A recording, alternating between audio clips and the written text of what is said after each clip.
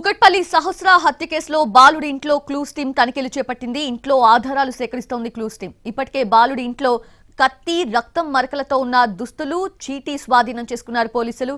2 ఏళ్ల క్రితం ఫ్లాట్ లోకి వచ్చింది బాలుడి కుటుంబం. ఇదే ప్రాంతంలో కిరాణా షాప్ నడుపుతున్నారు బాలుడి కుటుంబ సభ్యులు.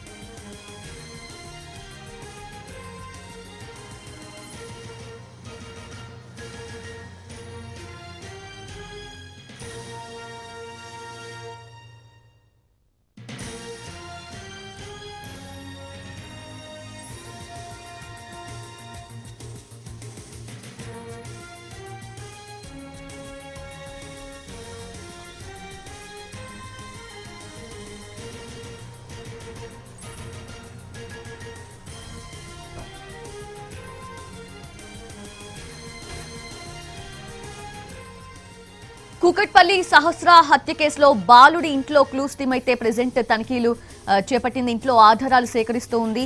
ఇప్పటికే బాలుడి ఇంట్లో ఆ కత్తి, రక్తం మరకలతో ఉన్న దుస్తులు, ఇంకా అలానే తన ఒక ప్లాన్ ప్రకారంగా రాసుకున్న ఒక చీటీ కూడా స్వాధీనం చేసుకున్నారు.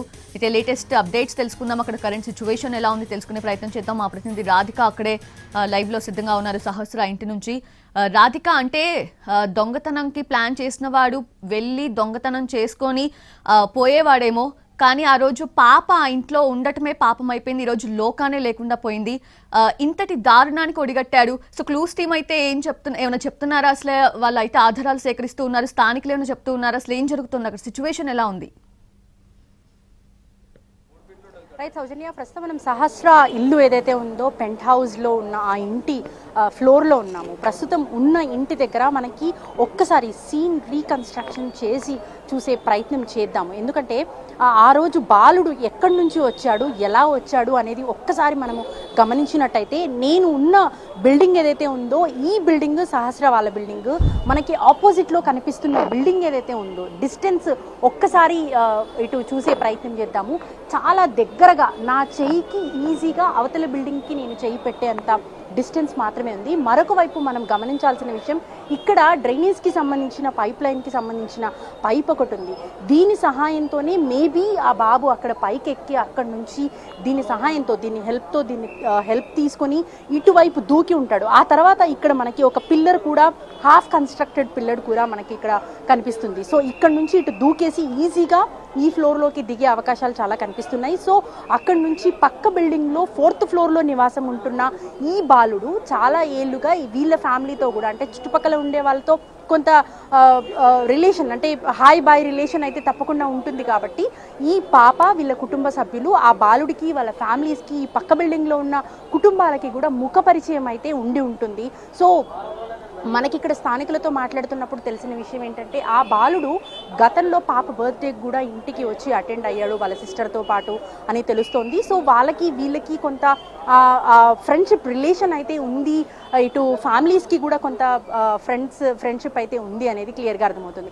సో పక్క బిల్డింగ్ నుంచి ఈ బిల్డింగ్ పైకి దూకటానికి చాలా డెడ్ ఈజీగా కనిపిస్తుంది. చాలా సునాయాసంగా ఆ బిల్డింగ్ నుంచి ఈ బిల్డింగ్ పైకి దూకి ఇక్కడ నుంచి మనకి చూస్తే ఒక 10 మీటర్స్ కూడా మనకి ఇక్కడ డిస్టెన్స్ లేదు. ఈ డిస్టెన్స్లో వాళ్ళు, ఆ బాలుడు ఇక్కడ నుంచి అటు వచ్చి ఆ ఇంట్లోకి చొరబడి పాప ఒక్కతే ఉన్న దీన్ని చూసుకొని లోపలికి ఎంటర్ అయిపోయి, లోపల ఇక్కడ మనకి ఇంట్లోకి మనం ఇప్పుడు ప్రజెంట్ ఎంటర్ అవుతున్న దగ్గరకు వస్తున్నాము. ఇది సహస్ర వాళ్ళ ఇల్లు. సో ఈ ఇల్లు ప్రస్తుతానికి పోలీసులు క్లూస్ అన్నీ కూడా సేకరించిన తర్వాత లాక్ చేయడం జరిగింది. ఒక్కసారి విండోలో నుంచి పాప వాళ్ళ ఇంట్లో విజువల్ చూపించే ప్రయత్నం చేస్తాను నేను. సో పాప ఇక్కడ ఒంటరిగా ఉన్నది చూసుకొని ఆ బాబు దొంగతనం చేయటానికి ఈ ఇంట్లోకి చొరబడి డబ్బులు తీస్తుంటే ఆ పాప చూడడంతో కొంత గోల చేయడంతో ఇక్కడ నుంచి ఇటు ఆ పాపని నోరు మూయించడానికి, ఇటు ఆ పాపని ఎవరికి ఆ విషయం బయటకి పొక్కకుండా ఉండటానికి, అంటే కనీసం క్లూస్ కూడా లేకుండా బాలుడు జాగ్రత్త పడ్డాడు అంటే ఇక్కడ స్థానికులతో మాట్లాడుతున్నప్పుడు ప్లస్ పోలీసుల విచారణలో కూడా బాబు మాట్లాడుతూ కొన్ని ఓటీటీ క్రైమ్ కి సంబంధించిన మూవీస్ చూశాను నేను, ఆ క్రైమ్ మూవీస్ చూసి ఎలా ప్లాన్ చేయాలి, ఎలా క్లూస్ దొరకకుండా జాగ్రత్త పడాలి అనేది ఆ ఓటీటీ మూవీస్లో కూడా చూసి తెలుసుకున్నట్టుగా కూడా విచారణలో పోలీసులతో బాబు చెప్తున్నట్టుగా కూడా తెలుస్తుంది. సో అంటే మనకి జనరల్గా ఇటు సోషల్ మీడియాలో కావచ్చు, ఇప్పుడు వస్తున్న సినిమాలు ఓటీటీ సినిమాల్లో కావచ్చు, ఆ క్రైమ్ సీన్స్ చూపించే క్రమంలో క్రైమ్ చేసే దీంట్లో ఎట్లాంటి జాగ్రత్తలు తీసుకుంటారు, ఎట్లా ఇటు తప్పించుకునే అవకాశాలు ఉంటాయి, ఎలా తప్పించుకోవచ్చు అనేది ఉన్నది ఉన్నట్టుగా చాలా క్లియర్గా ఈ సినిమాల్లో మనకి చూపించే ప్రయత్నం అయితే చేస్తున్నారు. అట్లాంటి వాటిని ఇన్స్పిరేషన్గా తీసుకొని ఒక మైనర్గా ఉన్న పిల్లోడు 10th క్లాస్ చదువుతున్నాడు అంటే దాదాపుగా 15 years పిల్లోడు అయి ఉంటాడు. ఆ పిల్లోడు ఇంత క్రూయల్గా ఆలోచించి ఒక దొంగతనం చేయటం అనే ఒక మోటో పెట్టుకొని ఇటు ఇళ్లలో చుట్టుపక్కల కూడా గతంలో కూడా దొంగతనాలు చేసిన ఎక్స్పీరియన్స్, అట్లాంటి గత చరిత్ర కూడా దొంగతనాల చరిత్ర ఉన్నట్టుగా కూడా కొంత ఇక్కడ లోకల్ వాళ్ళని అడిగినప్పుడు పోలీసులకు తెలిసింది చెప్తున్నారు. ఇక్కడ దాదాపుగా చుట్టుపక్కల సహస్ర ఇంటి చుట్టుపక్కల దాదాపుగా 300 మందికి పైగా స్థానికులని ఎస్ఓటి పోలీసులు విచారణ చేయగా వాళ్ళల్లో చాలామంది కూడా ఈ బాలుడు అనుమానం రాకుండా ఈ బాలుడు కూడా ఆ విచారణలో మనకి ఇటు క్లియర్గా నిజంగానే ఇలా జరిగిందా అని చెప్పిన సిచ్యువేషన్ అయితే ఉంది. మనం లైవ్లో విజువల్లో చూస్తున్నాము. నాకు తెలిసి ఇద్దరు పిల్లల ఫొటోస్ అక్కడ పక్కనే ఉన్నాయి. సో ఇందులో సహస్ర ఫోటో కూడా ఉండి ఉంటుంది. సో ఇంత చిన్న పాప 12 ఏళ్ల చిన్న పాప అంటే ఎంత చిన్న పసికందు అంత అన్ని కత్తిపోట్లని ఎలా భరించి ఉంటుంది. ఆ తల్లి హృదయం అంటే అంత రక్తపు మడుగులో ఉన్న పాపని చూసిన తర్వాత తల్లిదండ్రుల సిచ్యువేషన్ ఎట్లా ఉండి ఉంటుందో ఒక్కసారి ఊహించుకోవచ్చు. సో ఇక్కడ నుంచి మనకి ఈ బిల్డింగ్ అయితే ఇక్కడ పైనకి వచ్చిన తర్వాత ఇక్కడ ఎక్కడా కూడా కనీసం సీసీ కెమెరాలు కావచ్చు, చుట్టుపక్కల ఇటు చూసి ఎవరికన్నా కనిపించి ఆ బాబు పారిపోతున్నప్పుడు లేకపోతే ఇక్కడికి వచ్చి క్రైమ్ జరుపుతున్నప్పుడు సౌండ్ చేస్తే బయట వాళ్ళకు వినిపించి ఇటు స్పందించే సిచ్యువేషన్ కూడా లేదు. ఎందుకంటే ఈ బిల్డింగ్ 3rd floorలో ఉంది. ఇక్కడ చుట్టుపక్కల బిల్డింగ్స్ అన్నీ కూడా కొంత క్లోజ్డ్ బిల్డింగ్స్ లాగా ఉన్నాయి. ఇక్కడ ఒకవేళ పాప అరిచినా కూడా ఆ సౌండ్ కూడా బయటికి పోయే సిచ్యువేషన్, అంటే డోర్ క్లోజ్ చేసి ఇటు విండో గ్లాస్ డోర్ ఉంది, ఈ డోర్ మెయిన్ డోర్ కూడా క్లోజ్ చేస్తే కనీసం సౌండ్ కూడా బయటికి వెళ్ళని సిచ్యువేషన్. జనరల్గానే హైదరాబాద్లో ఒక అపార్ట్మెంట్లో కానీ ఒక చుట్టుపక్కల ఇళ్లల్లో ఏం జరుగుతుందో కూడా తెలియని సిచ్యువేషన్, పక్క ఇంట్లో ఏం జరుగుతుంది అని తెలుసుకునే సిచ్యువేషన్ కూడా ఉండదు. ఎవరి బిజీ లైఫ్లో వాళ్ళు ఉంటారు. సో ఇక్కడ బిల్డింగ్ ఈ చుట్టుపక్కల వాతావరణం చూస్తే కూడా మనకు చాలా క్లియర్గా అర్థమవుతుంది. ఇక్కడ లోపల పాప అరుస్తున్నా కూడా ఆ సౌండ్ని పసిగట్టలేని సిచ్యువేషన్ అయితే మనకి ఇక్కడ చుట్టుపక్కల కనిపిస్తుంది. సో పక్కన బిల్డింగ్ చూస్తే మనకి 5 floors ప్లస్ 6th floorలో ఒక పెంట్ హౌస్ కూడా ఉంది. సో ఇక్కడ నుంచి బాబు 4th floorలో ఉంటున్న ఆ బాబు చాలా కాలంగా ఈ ఫ్యామిలీకి సంబంధించి ఎవరుంటారు, ఎంతమంది ఉంటారు, ఏ టైంకి వెళ్తారు, ఎప్పుడు వస్తారు అనేది చాలా క్లియర్గా ప్రతిదీ కూడా తెలిసి ఉంటుంది. అందుకని చాలా పక్కాగా ప్లాన్తో స్కూల్ లేకపోవటము, ఆ వర్షం వచ్చిన 2-3 days హాలిడేస్, లేకపోతే 1 o'clockకి కొన్ని స్కూల్స్ క్లోజ్ చేశాయి. ఆ సమయాన్ని చూసుకొని అక్కడి నుంచి 4th floor నుంచి 3rd floorకి వచ్చి 3rd floorలో వీళ్ళ బిల్డింగ్లోకి దూకడానికి కొంత ఈ డ్రైనేజ్ పైప్ లైన్ కావచ్చు, చుట్టూ ఉన్న ఫెన్సింగ్ ఈ ఇనుప చువ్వల్ని పట్టుకొని అయినా సరే ఈ లోపలికి దూకి ఉంటాడు. చాలా తక్కువ డిస్టెన్స్. మనం ఒక్కసారి విజువల్లో చూస్తే సహస్ర వాళ్ళ బిల్డింగ్ ఫ్లోర్ ఏదైతే ఉందో ఆ సైడ్ వాల్ నుంచి ఈ సైడ్ వాల్కి జస్ట్ నా చెయ్యి ఈజీగా అందేంత డిస్టెన్స్ మాత్రమే ఉంది. 2 feet డిస్టెన్స్ కూడా లేదు. సో చాలా ఈజీగా అక్కడి నుంచి ఇక్కడికి దూకి ఇట్లాంటి కిరాతకానికి ఒడిగట్టు ఉంటాడు. అయితే ఇటు మనం ఒక్కసారి ఇక్కడ క్లూస్ దొరకకుండా ఉండటానికి ప్రధానంగా ఇటు చుట్టుపక్కల ఎక్కడ చూసినా కూడా దాదాపుగా ఒక 10-15 బిల్డింగ్స్ ఇక్కడ చుట్టుపక్కల మనకి ఇక్కడ నుంచి కనిపిస్తున్నాయి. ఎక్కడ కూడా ఒక్క సీసీ కెమెరా కూడా కనిపించని పరిస్థితి. ఆపోజిట్ ఒక బిల్డింగ్ ఉంది. ఆపోజిట్ బిల్డింగ్ అంతా కూడా ఖాళీ ప్లేస్ ఉన్న బిల్డింగ్. అది కంప్లీట్ ఫ్లోర్ ఉన్నప్పటికీ కూడా కంప్లీట్గా కబూతర్ అంతా పావురాల దీనిలాగా మొత్తం కంప్లీట్గా అదంతా కూడా ఓపెన్గా ఉన్న పరిస్థితి, అది ఫుల్లీ కన్స్ట్రక్టెడ్ కూడా కాదు. సో ఇక్కడ మనకి చాలా దగ్గరగా హైదరాబాద్ గల్లీలలో మనకి చాలా దగ్గరగా ఇల్లు ఉంటాయి, కానీ ఒక ఇంట్లో ఏం జరుగుతుందో ఇంకొక ఇంట్లో వారికి తెలియని పరిస్థితి. అట్లా మానవ సంబంధాలు కంప్లీట్గా కొలాప్స్ అయిపోయిన పరిస్థితి. అంటే పక్కన పాప అరుస్తున్నా కూడా ఇంకొక బిల్డింగ్ వాళ్ళకి కావచ్చు, పక్కన ఇది పెంట్ హౌస్ అవ్వటం ముఖ్యంగా ఇక్కడ ఎవరికి చుట్టుపక్కల వినిపించకపోవడానికి కారణం కూడా ఇది పెంట్ హౌస్ అవ్వటం ఒక కారణం. అయితే దాన్ని ఆనుకొని ఉన్న బిల్డింగ్ ఎవరైతే ఇప్పుడు బాబు వచ్చిన బిల్డింగ్ ఏదైతే ఉందో అక్కడ ఒక ఫ్లాట్ కూడా ఉంది. ఆ ఫ్లాట్లోకైనా సౌండ్ వినిపించే అవకాశాలు ఉన్నాయి. ఇటు ఈ ఫ్లాట్ ఏదైతే సహస్ర వాళ్ళ ఇల్లు ఉందో అక్కడ ఏ సౌండ్ జరిగినా కూడా పక్కన ఫ్లాట్లోకి వినిపించే అవకాశాలు ఉన్నాయి, లేదా ఇటు ఫ్లాట్ వాళ్ళకైనా వినిపించే అవకాశాలు ఉన్నాయి. కానీ ఈ బాలుడు చాలా క్రైమ్ మెంటాలిటీ, అంటే ఓటీటీల్లో క్రైమ్ సినిమాలు చూసి ఇన్స్పైర్ అయిపోయి ఇట్లాంటివి ఎలా చేయాలి, ఎలా చేస్తే క్లూస్ దొరకకుండా పట్టుబడకుండా ఉంటాము, ఎలా తప్పించుకోవచ్చు అనే ఒక పక్కా ప్రణాళికతో చేశాడు. అంటే గత చరిత్ర అతనిది దొంగతనాల చరిత్రే కాకుండా కొంత క్రైమ్ హిస్టరీ కూడా ఉండొచ్చు అనే అనుమానాలు కూడా మనకు క్లియర్గా కనిపిస్తున్నాయి. ముఖ్యంగా ఇక్కడ పాపని ఇటు సహస్రాన్ని మర్డర్ చేసేటప్పుడు ఇంత కిరాతకంగా 18 టైమ్స్ కత్తితో పొడిచి చంపటానికి అతని మానసిక పరిస్థితి కూడా కరెక్ట్గా ఉండకపోవచ్చు అనేది చాలా క్లియర్గా అర్థమవుతుంది. ప్రస్తుతం అయితే విచారణ కొనసాగుతుంది.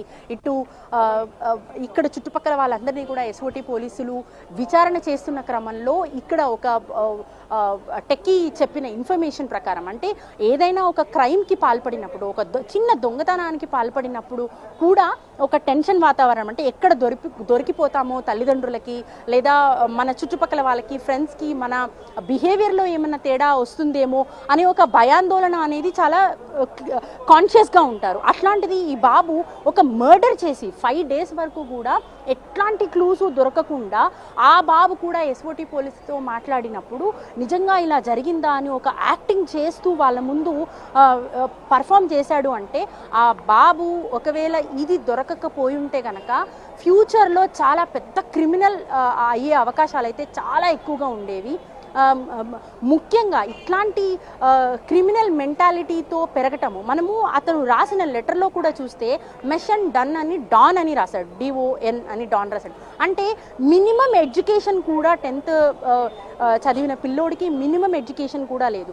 విద్య అనేది ఎంత ప్రాధాన్యత ఉంటుంది అనేది మనకి ఇట్లాంటి సిచ్యువేషన్లోనే అర్థమవుతుంది. అంటే చదువు సరిగ్గా లేకపోతే, చదువుకోకపోతే ఇట్లాంటి క్రిమినల్ మెంటాలిటీసు, దొంగతనాలు చేసే ప్రవృత్తిని, దొంగతనాలని ప్రవృత్తిగా తీసుకోవటము, ఇట్లాంటి వీటికి వాళ్ళు ఎట్లా అడిక్ట్ అవుతారు, ఎట్లాంటి సిచ్యువేషన్లోకి వెళ్తారు అనేది మనకు ఇట్లాంటి కేసెస్లో చాలా క్లియర్గా అర్థమవుతుంది. సో ఓవరాల్గా సహస్ర డెత్ అనేది ఎంతో మందిని భయభ్రాంతులని చేసిందని చెప్పుకోవాలి. సో ఇక్కడ సీన్ మనం ఒక్కసారి చూస్తే కూడా బిల్డింగ్స్ అన్నీ కూడా చాలా చిన్న గల్లీ లాగా ఉంది.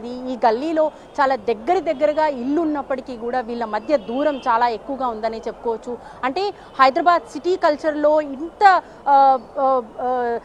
దీంట్లో హైదరాబాద్ కల్చర్లో మనకి మినిమం పక్కన ఇంట్లో ఏం జరుగుతుంది, ఏం సౌండ్స్ వస్తున్నాయి, ఒకవేళ కేకలు వినిపించినా కూడా పట్టించుకోలేని సిచ్యువేషన్లో హైదరాబాద్ వాసులు ఉన్నామని చెప్పుకోవాలి. సో ఒక 3rd floor పెంట్ హౌస్లో ఒక పాపని 18 కత్తిపోట్లతో మర్డర్, అతి కిరాతకంగా మర్డర్ చేస్తే కూడా ఎవ్వరికీ కనీసం సౌండ్ కూడా రాని పరిస్థితి. ఒక 4th floor నుంచి ఆ అబ్బాయి పెంట్ హౌస్లోకి దూకి 3rd floor నుంచి దూకి ఒక పాపని ఇంత కిరాతకంగా మర్డర్ చేసి చాలా ఈజీగా, అంటే పోలీసులు కొన్ని 100,000 కేసులని ఛేదించి ఉన్న ఎక్స్పీరియన్స్డ్ పోలీసులు ఉంటారు, వాళ్ళకి కూడా ఛేదించే అవకాశం లేకుండా 5 రోజుల పాటు 30 తిప్పలు పెట్టి ఒక 15 ఏళ్ల బాలుడు పోలీసులని ఆడుకున్నాడు అని చెప్పుకోవచ్చు. అంటే మనకిది వినటానికి చాలా కామెడీగా అనిపించినప్పటికీ కూడా అతని క్రిమినల్ మైండ్ ఎంత షార్ప్గా పనిచేస్తుంది అనేది మనకు ఇట్లాంటి సిచ్యువేషన్లో అర్థమవుతుంది. బాబు 5 రోజుల పాటు తను చేసిన ఈ క్రిమినల్ యాక్టివిటీని బయటపడకుండా ఉండటం కోసం ఎంత బాగా ఇటు ఫ్యామిలీని కావచ్చు, చుట్టుపక్కల వాళ్ళని కావచ్చు ఎంత నమ్మించి ఉంటాడు. అంటే వాళ్ళ ఫ్యామిలీ వాళ్ళకు కూడా చిన్న చిన్న దొంగతనాలు చేసే అలవాటున్న పిల్లలు ఎవరైనా ఉంటే త్వరగా తెలిసిపోతారు, వాళ్ళు పసిగట్టగలుగుతారు. కానీ తల్లిదండ్రులు కూడా ఈ విషయం ఒకవేళ తెలిసినా తన సొంత కొడుకు తప్పు చేస్తే చెప్పే సిచ్యువేషన్ అయితే ఉండదు. కానీ ఇట్లా మర్డర్ చేసి, ఇంత కిరాతకంగా మర్డర్ చేసి, చిన్న పసికందుని మర్డర్ చేసి ఇటు 5 రోజుల పాటు ముప్పతిప్పలు పెట్టినా కూడా వాళ్ళ పేరెంట్స్ కూడా ఒక విధంగా తప్పు చేశారని చెప్పుకోవాలి ఈ సిచ్యువేషన్లో. సో ఇక్కడ నుంచి మనకి 3rd ఫ్లోర్ అవతల బిల్డింగ్ నుంచి ఇవతల బిల్డింగ్లోకి చాలా ఈజీగా దూకేసి ఇక్కడ నుంచి మనకి ఆ బాబు మర్డర్ చేసి ఇక్కడ నుంచి తప్పించుకొని పారిపోయాడు. ఇక్కడే 3rd ఫ్లోర్లోనే ఇక్కడ నుంచి మర్డర్ చేసిన తర్వాత అవతల బిల్డింగ్లోకి వెళ్ళి దాదాపుగా 15-20 నిమిషాలు అక్కడే దాక్కుని మళ్ళీ యాజ్ యూజువల్గా తన రొటీన్ లైఫ్లోకి వెళ్ళినట్టుగా కూడా తెలుస్తుంది. సో ఇక్కడ ఎస్ఓటీ పోలీసులు ఇక్కడ చుట్టుపక్కల స్థానికులని ఎంక్వైరీ చేయడంతో పాటు స్కూల్కి కూడా వెళ్ళినట్టు తెలుస్తుంది. అసలు ఆ అబ్బాయి మెంటాలిటీ ఏంటి, ఆ అబ్బాయి ఎలా ఉంటాడు, ఎవరితో ఎలా ఉంటాడు ఏంటి అనే దానిపైన కూడా విచారణ చేస్తున్నట్టుగా తెలుస్తుంది. ఇప్పటికీ తెలిసిన విచారణలో కొన్ని విషయాలు చూసినట్టయితే పోలీసులు చెప్తున్న ప్రకారం ఓటీటీ సినిమాల్లో క్రైమ్ సినిమాలకు సంబంధించినవి ఎక్కువగా ఫాలో అవుతూ ఉంటాడు. దాదాపుగా కొన్ని 10ల సంఖ్యలో సినిమాలు చూసి ఇన్స్పైర్ అయిపోయి ఎలా క్రైమ్ చేయాలి, ఆ క్రైమ్ చేసి కూడా దొరకకుండా ఎలా ఉండాలి అనేది పేపర్ పైన పిన్ టు పిన్ రాసుకొని అతను ఈ క్రైమ్కి పాల్పడినట్టుగా కూడా తెలుస్తుంది. సో ఇంత చిన్న బాబు ఇంత క్రిమినల్ మెంటాలిటీగా ఉండటానికి అసలు పునాదులు ఎట్టుపోతున్నాయి, అసలు ఎక్కడ దాని బేస్ ఎక్కడ పడుతుంది అనే దానిపైన మాత్రం ప్రతి ఒక్కరు ఆలోచించే విధంగా ఈ సహస్ర మర్డర్ ఉందని చెప్పుకోవచ్చు. Vote you Soujanya. Exactly Radhika, thanks for the live updates. నిజంగా మీరు అన్నట్లు అంటే పేరెంటింగ్లో డెఫినెట్గా ఫాల్ట్ అయితే కనిపిస్తూ ఉంది. ఎందుకంటే అంటే పిల్లలు అసలు ఏం చూస్తున్నారు, ఇప్పుడు ఓటీటీలో ఆ వెబ్ సిరీస్లు, ఆ క్రైమ్ సిరీస్లు వస్తున్నా వాటికి ఒక రెస్ట్రిక్షన్ ఉంటుంది. ఏజ్ అబౌవ్ 18 చూసే సిరీస్లు కొన్ని ఉంటాయి. ఇలా ప్రతి ఒక్క దానికి రెస్ట్రిక్షన్ ఉంటుంది. అసలు పిల్లలు ఏం చేస్తున్నారు, ఏం చూస్తున్నారు అనేది కూడా కనీసం ఫోకస్ లేకుండా పేరెంట్స్ కూడా ఉంటున్నారంటేనే అర్థం చేసుకోవాలి. అసలు డైలీ రొటీన్లో వాడు ఎలా బిహేవ్ చేస్తున్నాడు, ఎలా మాట్లాడుతున్నాడు, ఏమేమి ఆలోచనలు వాడికి వస్తున్నాయి అనేది కూడా ఖచ్చితంగా పేరెంట్స్ ఎప్పటికప్పుడు వాళ్ళతో మాట్లాడుతూ తెలుసుకుంటూ ఉండాలి. ఇటువంటి ఒక కిరాతకమైన సిచ్యువేషన్కి, దాడికి పాల్పడతాడు అంటే నిజంగా చాలా కష్టంగా ఉంది వినటానికి కూడా. అబన్ శుభన్ తెలీదు, పసిపాప 12 ఇయర్స్ ఇంట్లో ఉంది. దొంగతనానికి వచ్చి అసలు అంత అవసరం ఏమొచ్చింది, దొంగతనం చేయాల్సిన అన్ని వేలతో వాడికి వచ్చిన ఆ నీడేంటో అర్థం కావట్లేదు. ఇంకేమైనా అలవాట్లు ఉన్నాయా, అసలు ఏం అర్థం కాని సిచ్యువేషన్. విచారణ అయితే జరుగుతుంది. విచారణ అనంతరం తెలుస్తుంది అసలు ఏంటి ఆ బాలుడి పరిస్థితి, మానసిక స్థితి అనేది కూడా.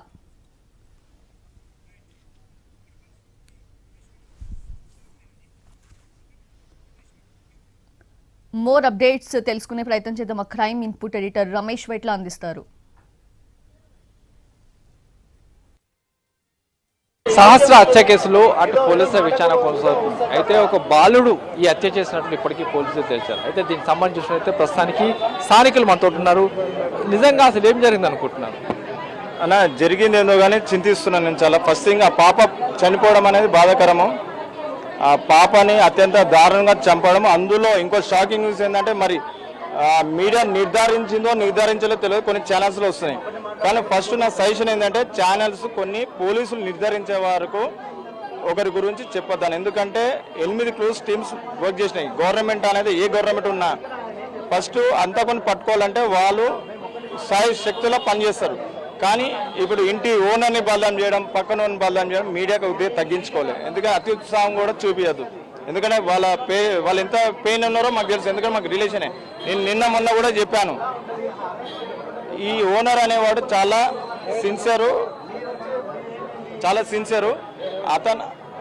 అతను సిన్సియరు. అతను ఇంటికి ఒక పురుగును కూడా లోపల రానియడని చెప్పాను నేను. ఇంకోటి, మా కుకట్పల్లికి మొత్తానికే గంజాయి బ్యాచ్ అని చెప్పేసి ఒక పేరు ఒక న్యూస్ ఛానల్ పెట్టేసింది. ఇది కూడా తప్పన్నా. కుకట్పల్లిలో మంచి వాళ్ళు కూడా ఉన్నారు, జాబులు చేసుకుంటారు, కష్టకాలంలో ఉంటారు, కష్టం పని చేసుకుంటారు. అందరినీ బదనాం చేశారన్న. ప్రస్తుతానికి ఇంటి ఉన్నారు. అసలు ఏం జరిగింది అనుకుంటారు? ఏం చెప్పిండ్రు? అసలు మొత్తాన్ని విషయం ఏంటి? ఏం జరిగింది అనుకుంటున్నారు? ఏం జరిగింది అనుకోవట్లేదు. ఇంత ఘోరం జరగడము అసలు ఎప్పుడు ఇంత చిన్న దొంగతనం కూడా జరగని ఏరియా ఇది. మా ఇంట్లో ఒక చిన్న వస్తువు పోలేదు. నా వస్తువులు అన్నీ బయట ఉంటాయి. ఎక్కడ పెట్టిన వస్తువు అక్కడ ఉంటుంది. అట్లాంటిది ఇంత పెద్ద జరగడం అనేది అసలు ఆశ్చర్యకరం. అది అసలు అంటే ఇప్పుడు మీ ఇంట్లో జరిగింది ఈ విషయం సంబంధించి చూసినట్టయితే ఇప్పుడు ఈ మీ ఇంట్లోనే జరిగింది ఈ విషయం మొత్తంగా చూస్తే ఇప్పుడు ఏమనుకుంటారు? మిగతా వాళ్ళు చూడొచ్చు, ఇప్పుడు దీనికి సంబంధించి మిగతా పోలీసులు ఏమని చెప్పారు, మిమ్మల్ని ఏం ప్రశ్నించారు? మీ ఇంట్లో విషయం జరిగింది కదా, ఏమనుకుంటారు అందరూ ఇట్లా జరిగింది ఏంది మరి పరిస్థితి ఏందని చెప్పేసి సార్ మమ్మల్ని అడుగుతారు. మీరే చేసిండ్రు కదా అండి, మీరే చేసిండ్రు కదా, మీరే ఒప్పేసుకున్నానంటే మేము ఎట్లా ఒప్పుకుంటాం అండి? మేము చెయ్యండి మేము ఎట్లా ఒప్పుకుంటాం ఎవరితోనైనా కానీ. మా హస్బెండ్ అసలు ఆ టైంలో లేడండి, ఈయన లేరు, ఇంకొక అతను కూడా లేడు, ఒక్క అతను సంజీవ్ రావు ఒక్కడే ఉన్నాడు, ఈయన కూడా లేడు, ఎవ్వరు లేరు, మేము కూడా ఎవ్వరం లేము. కానీ మీరే చేశారని చెప్పేసానంటే ఏ విధంగా మీడియా వాళ్ళు, ఏ విధంగా TV9 వాళ్ళు ఎలా చేస్తారు? మీరని అనలే కాదు కదా, ప్రశ్నిస్తారు కదా, అనుమానాలు వస్తాయి కదా. ఓనర్ కొడుకు చేసిండనంటే ఓనర్ కొడుకే సార్, ఈయన ఓనర్ కొడుకే మరి మాట్లాడుతున్నాడు, మాట్లాడండి సార్. మరి ఎలా సార్ అట్లా ఏం తెలియకుండా ఎట్లా చేస్తారు సార్? ఇప్పుడు తెలిసింది కదా సార్, ఇప్పుడు తెలిసింది మా పరువు పోయింది, మా పరువు మాకు కావాలి. ఎవరు తెచ్చిస్తారు సార్? ఎవరు తెచ్చిస్తారు? TV9 వాళ్ళని నేను అడుగుతా సార్, నేను కంపల్సరీ అడుగుతా, మాకు మాత్రం న్యాయం జరగాలి. ఎట్లా చేస్తారు సార్? ఆయన అసలు పిల్లల్ని ఎట్లా చూస్తారంటే అట్లా చూస్తారు, ఎట్లా తీసుకెళ్తారు, ఎట్లా ఇచ్చేస్తారు. మా పోయిన పరువు అంతా మాకు మీ మీడియా వాళ్ళు మాకు పరువు అనేది ఇచ్చేయాలి. మళ్ళా లైవ్ లో మాకు ఆ లైవ్ లో జరగాలి, అది కూడా లైవ్ లో. అంటే పాపకు చనిపోయినప్పుడు కొన్ని అనుమానాలు ఉంటాయి కదా, అనుమానాలు అడిగినప్పుడు తప్పని కాదు కదా. తప్పనేది కాదు, మీరు అది కన్ఫర్మ్ చేసుకొని న్యూస్ రిలీజ్ చేయాలి. అది కన్ఫర్మ్ చేసుకున్న తర్వాత రిలీజ్ చేయాలి న్యూస్. ఇంకోటి ఇక్కడ మేము చెప్పింది కూడా మీరు దాంట్లో ఎడిట్ చేసి వేరే యాడ్ చేస్తున్నారు, అది కూడా రాంగ్. అది మీ టీఆర్పీలు పెరిగితే మీకు శాలరీలు ఇంక్రిమెంట్ అవుతాయి అని చెప్పేసి ఇష్టం చేయడం కాదు. మీరు అడగడంలో తప్పు లేదు, కానీ కన్ఫర్మ్ చేసేసి పోలీస్ డిపార్ట్మెంట్, మీడియా వారు కన్ఫర్మ్ చేయడానికి. మీడియా అనేది బాధ్యత రహితంగా ఉండాలి. కొన్ని కుటుంబాలు గౌరవంతో బతుకుతాయి ఇక్కడ, కానీ మీరు డిసైడ్ చేసి ఇతనే చంపిండు ఇతనే అని చెప్పేసి హార్ట్ అటాక్ వచ్చిపోతే ఎవరు బాధ్యతలు?